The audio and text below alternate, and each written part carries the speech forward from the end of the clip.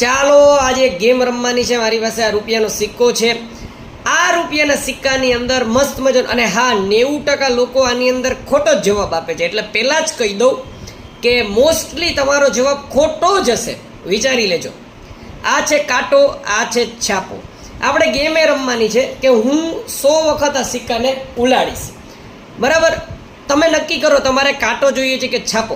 વાત એવી છે કે તમે જીતશો ને તો હું તમને 2000 આપીશ, અને તમે હારો ને તો તમારે મને 1000 આપવાના.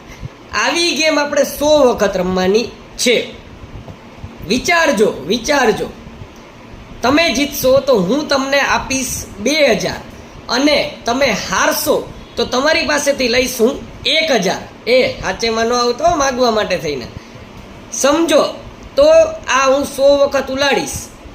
સંભાવનાઓ વિચારજો, પછી આમાં શાંતિથી કમેન્ટ કરજો. અને સ્ટોક માર્કેટમાં તમે શું કરો છો એ સાથે સાથે વિચારજો.